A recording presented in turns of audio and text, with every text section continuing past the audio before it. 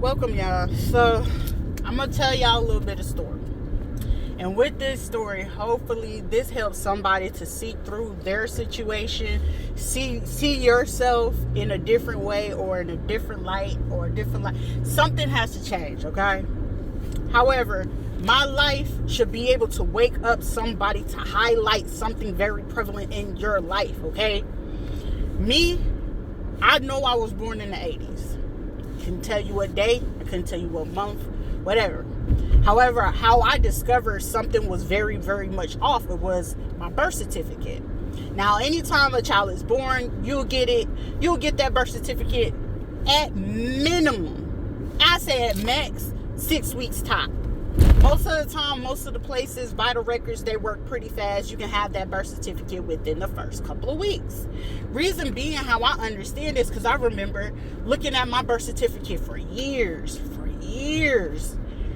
and I couldn't understand it. And I remember intentionally with my kids, with my third son, I waited at least about 3 weeks. For like 2-3 weeks, he had no name, okay?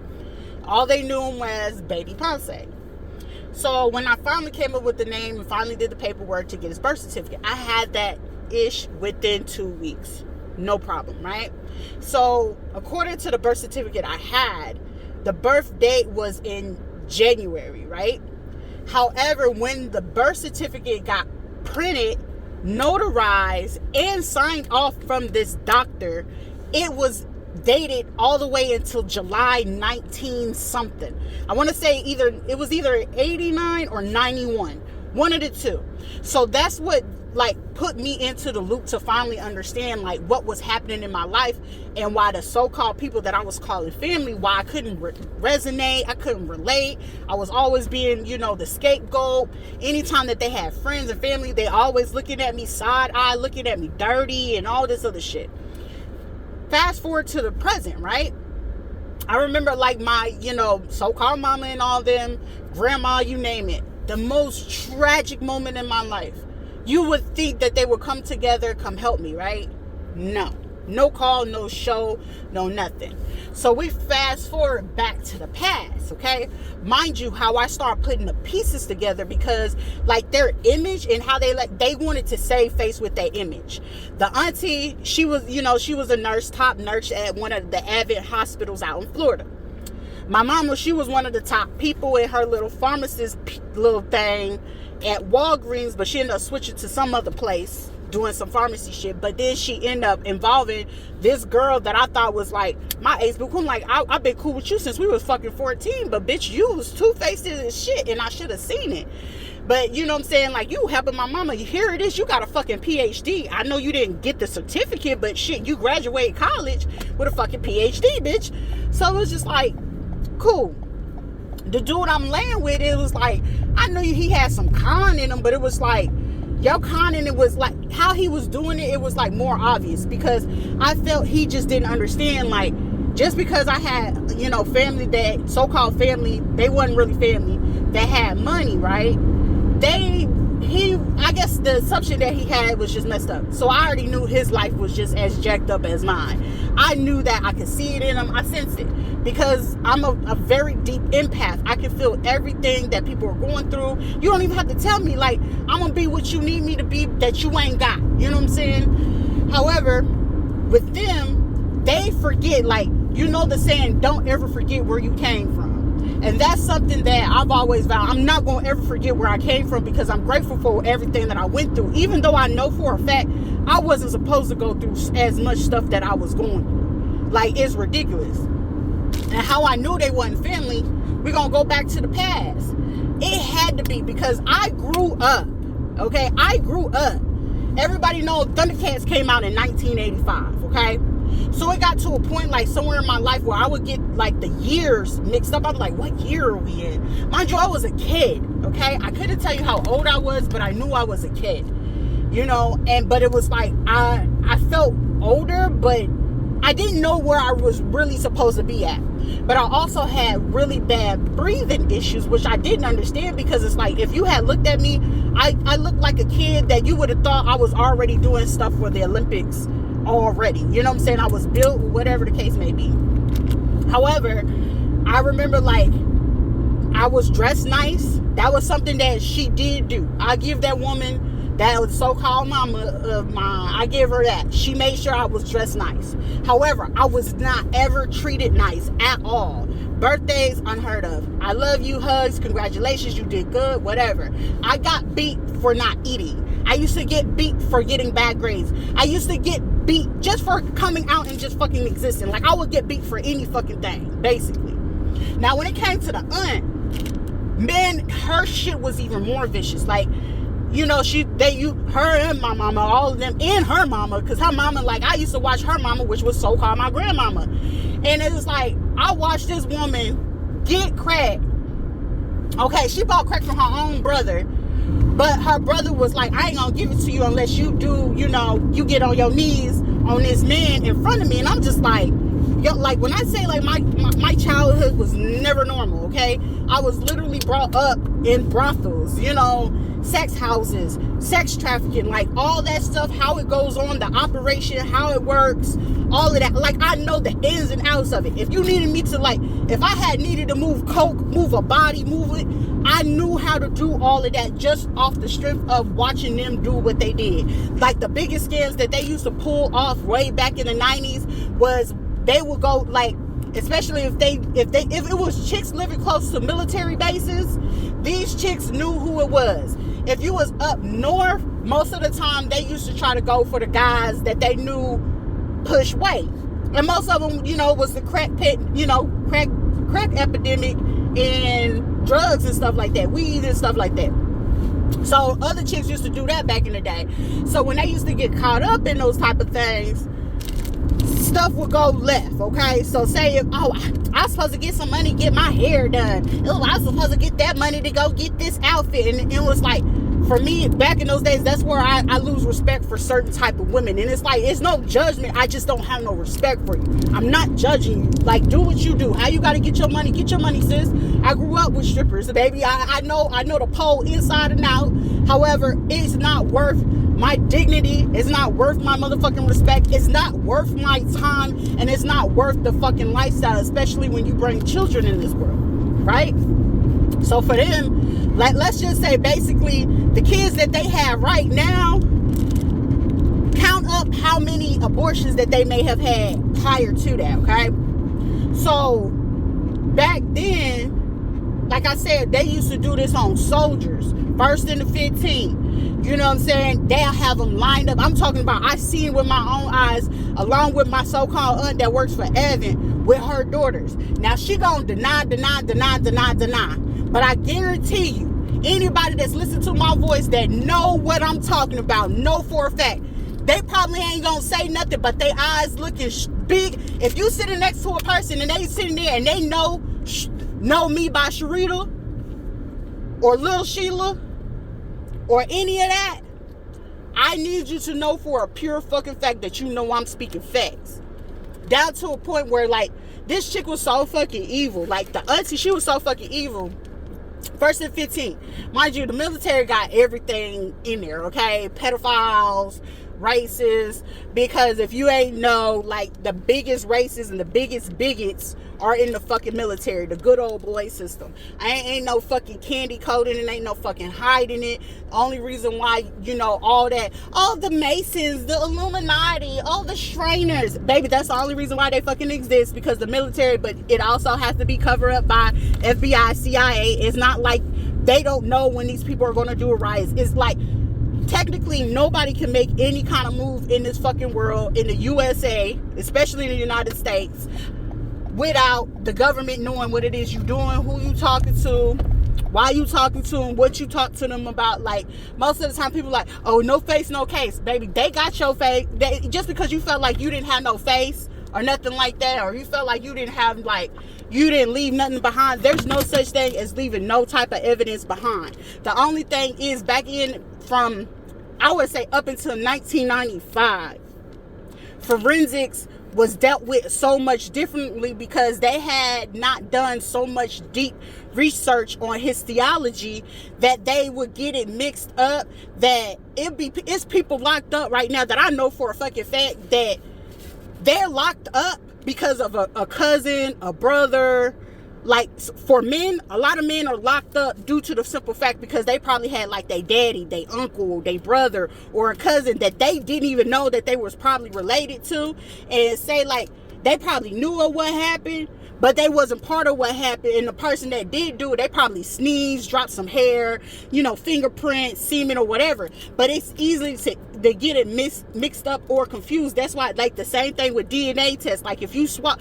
like, that stuff can be tampered with. So it's like, you hear people, I want another one. No, there's companies that actually are legit and that actually have integrity. Now, there's other companies that they got ties with other ties, but you got to go look for the LLC and what connections that they got. Because most of the time, these people, only reason why they can't get caught because you can't sue a LLC. Basically, no face, no case. That's where that word comes from. No face, no case is from LLCs, okay? Because you can sue the LLC, not the person or the individual, unless they did it wrong with the sole perpetrator or whatever the case may be. Anyway, back to what was happening to me as a kid. I remember, like, when I say that I knew that my family didn't give a ish about me, about my existence, about what I had happening, what was going on in my world. They could care less what was happening to me. I can tell you, I don't know my exact age, but I just knew that I was more mature than all the other kids around me, or like, I had more common sense, but it's also, I knew at the same time, like, they were trying to deem me as stupid. But I remember even just being, when they had put me in school, I was in special classes in school because the teachers would get to a point where it's like, Sharita, are you bored? And I'll be like, yeah, like the work that they're giving me, I could do it. But if I was bored with it, it was like, okay, forget it. But then it was at a point where it was like, you need to show your work. And it's like, why are you forcing me to show my work if I'm giving you the right answer? Either way, spelling bees, writing, like, I knew I had good, high intellect. I just didn't understand it. And I didn't understand that it was like my behavior. Like, if I couldn't express myself, baby, we's fighting, we scrapping, because I didn't know how to do that. But that was at a time where back then they didn't want to talk about autism. So if you go to a black community, oh, don't be claiming that, it's the same with the same chick. If y'all go to my comments, oh, you just ain't got no sense, or you just want to live your life better, or they always got something crazy to say. But bitch, it is what it is. I know what I am and I know what diagnosis, but I don't use it as an excuse, because at the end of the day, life is still gonna go on, and you still got to do what you're supposed to do in the right way, the right form, long as you're not hurting nobody and you're not causing harm to nobody. Anyway, I guess I had to be anywhere between 6 and 8. The first biggest one that I remember is just being back on, I think we stayed behind the multi-purpose center, right? And it would be time, mind you, we're like 5, 6 years old, home by ourselves, because they was out at the club or they was at the massage parlor close to the base. And I remember being there, and I'm home. I was by myself because my other 2 cousins, they was allowed to be, with each other, but I was always by myself. But I remember just being there, and it was just a man just sitting there on the couch looking at me like, ooh, you look so pretty. Ooh, turn around, let me see how you're dressed. And I used to be like, oh, okay. Like, it made me feel so fucking weird, uncomfortable, but it was just like one of those, okay, whatever. So they were allowed to be there for like 20, 30 minutes or whatever the case may be. Then it got to a point, once they figured out that I was catching on to what was happening, there was the so-called play cousins, Carmelita, Tierra, Giorgio, all of them, right? So when we get to all of them, they're still clueless to this day. I'm 1,000% sure that they'll be like, oh, what do you mean? Because they don't pay attention to shit.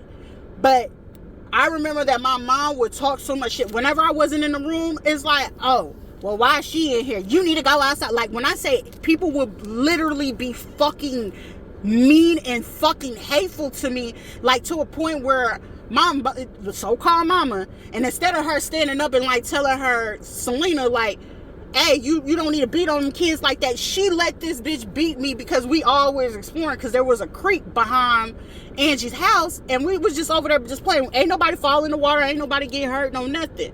But where them kids at?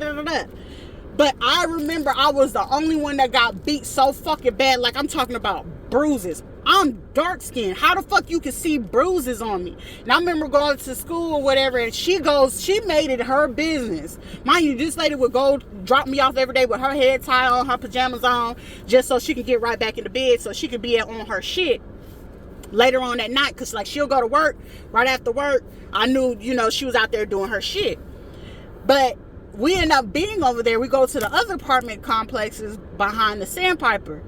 And they were like, yeah, Sharita, come on. Mind you, I had no choice because I was left amongst the kids and they, I couldn't stay in the house by myself.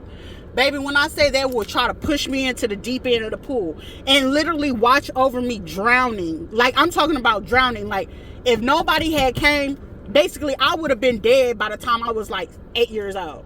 I'm talking about they would try to drown me in the swimming pool twice. It happened twice.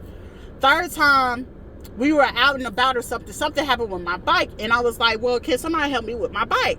So when I got ready to do it and put the pieces on, she gonna tell one of the kids, hop up on the bike and try to see if the thing gonna move. She knew that if it moved, it would have chopped up my finger. Baby, when I say chopped up my finger is an underestimate. Baby, like, my hands were tore up, okay? Then it got to a point where she would cause like things to happen. Like, I'm talking about, these are dope boys, like cocaine heavy dope boys. This is not like, she had cartel dudes on her, okay? Like cartel, like for real, like Venezuela, Colombia, Central America type dope boys, okay? It wasn't like no low price. And one of the things was that I remember one dude, his name was Garcia, but I remember him telling me straight up to my face, he was like, you just too beautiful and she supposed to be your mama. And I guess he got to a point where it was like, well, she ain't really giving a fuck. Like, she would force me to eat. I would be forced to be in my room literally all day by myself. So my only thing, like, I remember, if y'all remember when those Teddy Ruxpin bears came out, that was the only thing that I really had to really just like to communicate with. And then it was this time, like, she took us over there in Oklahoma, it's Taft Street, and it was a school right across it where they turned it into an alternative school. But it was a dude that stayed right next to the corner store. He had teenager boys. Mind you, I was no more than like 6, okay? Mind you, I done drowned a few times already, having to show my clothes. It was even as far as she would screw a dude, right? He would have a thing or whatever the case may be. And I'm talking about, I think he dropped that day like $500-$600. So meaning at that time, they was dropping her at that time like $600 to $1,000, right? That's how much flow she would have. But the other ones, I don't know what it was, but they would take them, try to marry them, and so they could get a place to be stable. Her, she was just like, well, shit, it's just the money for her. So she was always about the money. They was always trying to settle. And so, which I gave her respect for that shit. Respect the freedom when you already know that they already own. All they want to do is use you for your body and what she had between her legs, which, hey, whatever. Never judged, but I just remember, she took us to one, I guess it was a client or somebody she was talking to or was trying to be into, whatever.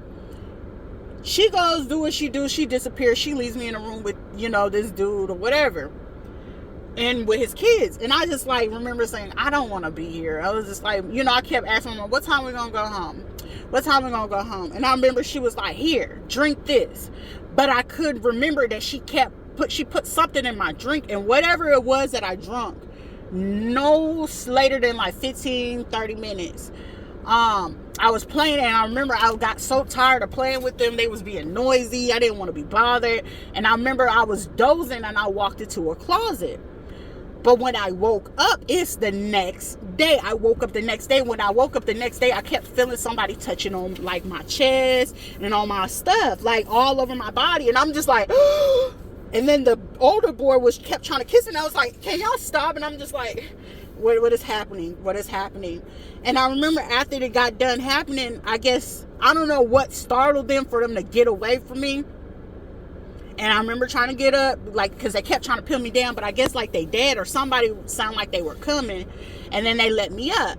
So when I got up and I got ready to go on by my business, And then I remember getting into the car and I told my mom, I was like, I don't want to go over there no more. They was touching me. Girl, shut up. You just don't want me to be happy. You don't want me to be with nobody.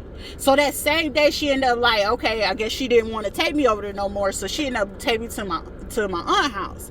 She tells her what happened. And I'm thinking it's just like, I'm telling her in confidence like she was going to go back and handle, some business. Baby, she didn't do not a thing, okay? And she took them, and as we in there, she told her like, girl, she gonna sit here and try to tell me somebody was trying to do something to her, somebody was touching her, and da da da da. And I'm like, bro, are you serious? Like, did this really just fucking happen? And I was in complete shock, like I was in confusion. But mind you, I'm a kid, so I'm just like, okay, whatever, as most kids, we're forgiving, we move forward, because the only thing little kids want, they just want to be loved on, and they just want whatever it is that they give into you reciprocated. Attention and time and reciprocation. That's it. That's all kids require. And love. She goes tell her, she just don't want to see me happy. So that was their narrative that they ran with for years. And I'm talking about, I was touched on by my auntie's friends, which she had, I don't know what her name was, Keela or Kia, some shit. It started with a K. But Carla and Keela, they was always together. Well, I'm gonna just say K and K, they was always together. And low key to me, I knew, I was like, but they would do, the little trio things, menage a trois, whatever you wanted to call it back then. I was 1,000% aware of this. And then it got to a point where some of the friends that they were with kind of like faded off and was like, they didn't want no parts of it once they, seen what was happening with the kids. And I noticed that because some of them like fell real far back. Like it was some HOEs that cared about their kids, and it was other ones that knew like, I can still make money off these kids because we still got to eat, we got to provide a roof or whatever. And they felt as long as like I'm not beating on them or doing all this extra stuff, whatever. But it got to a point where some of these military dudes would come in and be like, oh, I want to see y'all do this and this and this. And even if it came down to doing something with the kids, they'd be like, well, I ain't gonna touch them, but you can do this. And then it was like, keep going by between 8 and 10. I was getting touched from men and women. So between 8 and 10, at this time, I guess my aunt felt like she wanted to marry this one dude. He was in the military at this time, and then he became a police officer, and after that he ended up getting fired because, he kept getting a DCF case, which he was trying to fight, which he knew he couldn't fight because he knew for a fucking fact he had been beating on us, okay? Mind you, the biggest part of it was, it would get to a point where everybody had a nickname, but when it came to my nickname, oh, you stank. I'm like, what the fuck? Like, stank? What kind of name is that? And it was just like, I got to a point where I just started ignoring them. And if I ignore them, oh, you being rude, you disrespecting me, you need to go to church, you need to go to Jesus. And he would want to beat me. So I knew, like, at this point, I'm like, okay, they want to do all this church stuff, because I knew, like, at that point, something had to be done. And it was like, I was so tired of being touched on, being fondled on, being, fingers and all this other stuff being done to me. I'm talking about at daycares, friend's house, anywhere that we went, something was always happening to me. And if I go tell my mom, she going to go tell her sister and her mama, but they'd be like, well, shit, it got to a point where I even heard my grandma, which was so fucking cold with it, but at that time, she was a crackhead. She was on crack bad, okay? She was like, well, shit, as long as you get your money, right? So then, like, if my grandma was sober enough, then I was allowed to go with her. But it was just like, I felt that I needed my mom more than anything, and I didn't know how to get it unless it was like I was acting out. So it got from the time I was like 11 to 14.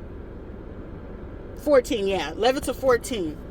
I was like, well, fuck it. Like, I'm gonna go mess with girls because it was shit, you know what I'm saying? Y'all trying to keep me away from, you can't talk to no boy. You don't need to date no boy.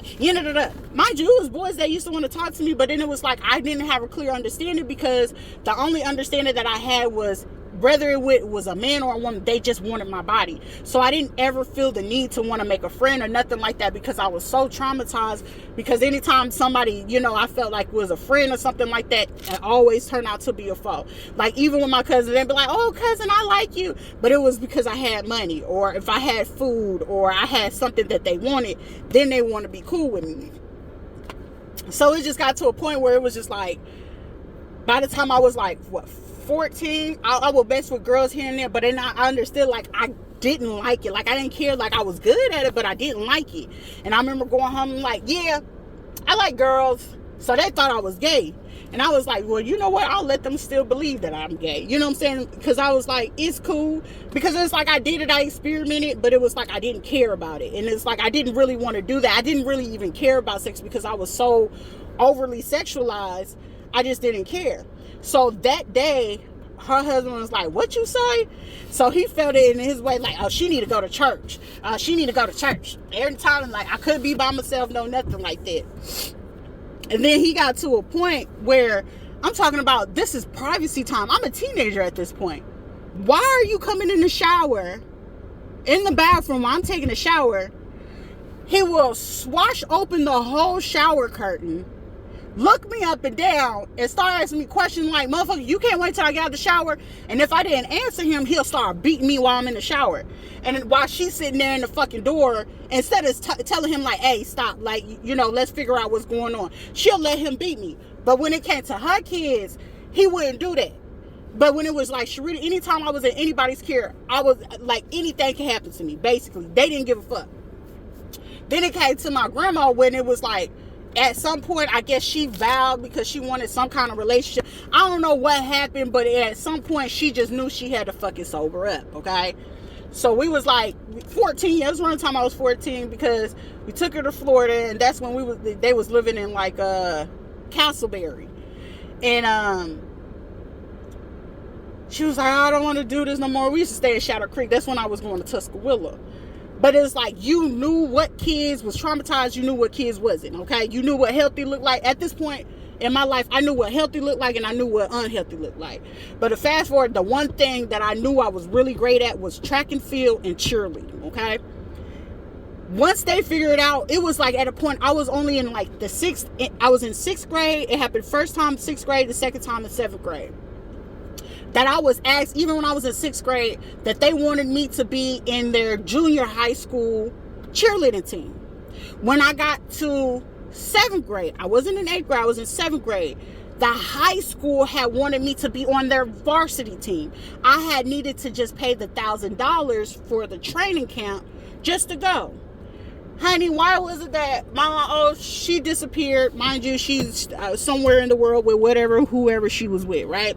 Because my so-called aunt was like, well, just keep her here, because you don't need her to mess that up for you, whatever. So whatever Sheila had going on, my aunt is like, okay, well, she can stay over here with us, whatever. She goes on about her life for, I think she disappeared for like maybe 2-3 years. Or it just got to a point where she was like, see, your daughter over here being fast, whatever. Back again, I'm only between like 14 at this time. So when I was like 14, this is where the crazy trauma came in. So I just got tired of it, of everything happening. So the girls, they would be like, are we going to skip school today? I'm like, what's skipping school? I hadn't ever skipped school a day in my life until they was like, well, come on. This is when they was hanging out with this Haitian girl, Linda, back then. And it was like, all right, cool, what's going on? Oh, well, we're going to go meet some people. We was in Orlando, so they was meeting people. How they met them, how they knew them, I don't know. But I remember who they were. Like, if I had to see them guys again, their faces, I would remember who the fuck they were. Like, every incident, I remember every fucking face. They feel like they didn't, because they kept putting shit in my food. And it got all the way to a point, even when I got married to my last husband, he was doing the same shit. So like, all the stuff was just like lining up. So I was going, the group of dudes or whoever that they met, that they knew of, they was trying to snatch me up. I was the only one that got snatched up. And then it was like some little white girl got snatched up as well. Now what happened to her, I don't know. But I just remember being there, and I was surrounded by dudes, and whatever they had to do, it was like I had no way to defend myself. I ain't had no knife, I ain't had no gun, I ain't had nothing on me. So it was just like, all right, this is just gonna have to happen. But then it got to a point where they were talking amongst themselves, who gonna take her? I remember in the room, who taking her, who's supposed to be her protector type shit. So this is how my instance of them trying to traffic. And then it got to a point where they'll appear randomly. So we'll make it home. So mind you, at this time, the aunt, she was working day shift. Yeah, she was working day shift, because we'll be there all day by ourselves until about like 7, 8 o'clock that night. Okay? And as this is going, I just remember them saying, yeah, we're going to snatch her up and do such and such. Like they were plotting out how they was going to get rid of me. And I'm just like, what the fuck is this coming from? But then it was like my cousin Courtney was like, yeah, like y'all going along with it. Like she need to go. Now, mind you, the cousin Kiara, her ass, it was one of the dudes. I guess she really take a liking to him or whatever. I guess he didn't really like her because she wasn't fully developed yet. You know what I'm saying? She still had looked young. He came over and wanted to do what he had to do with me. But shit, I already knew, like, hey, I have to survive by all means necessary. Y'all probably don't get it, but I ain't scared. But it was just like, I didn't have no weapon. Anyways, he ended up sleeping with me, whatever the case may be. But from that day forward, mind you, we were 14. This girl, to this day, we in our fucking 30s. She still holds on to that shit, okay? And when I say she holds on to this shit to this day forward, she will convince anybody, oh, she gay, oh, she do this, she touch kids. Like, they would go to the drastic extremes where they thought I wasn't listening, that when they friends would come around, they will make it their business that even my auntie, you a grown-ass woman and you working with these people and you're telling them, oh, your kids don't need to be along with her. She's not a good babysitter. She probably a touch on your kids, especially like the boys or the girls and stuff like that. And especially when it came to like the boys or girls, it'll be like stuff like that. And I'll just be like, bruh, y'all hoes is just like manic. And I remember I ran away, and that day that I ran away, yeah, so it's like all that, was going on. Push forward, I ended up running away, right? It took them, I think I was already gone for like 2 days before they even did anything. By the third day, that's when I got the call, and it's like, oh, you better get home. But they was making threats versus, hey, let's call, police, whatever case may be. However, I already knew, like, it was my cousin. It's like, bro, I just wanted to get away from these people, right? So that day when I ran away, ended up going back to the house. What do you think was happening? The aunt, the uncle, my mama, and it was like somebody is like, oh, you knew better. Like, they screaming down at me versus like, hey, what caused you to run away? But as they was screaming, everybody took turns to beat me. But they were seeing who could hit me the hardest to get me to cry.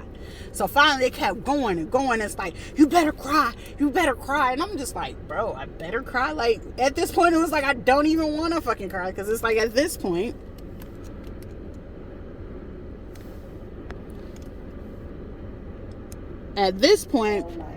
okay, sorries don't mean anything in this particular situation.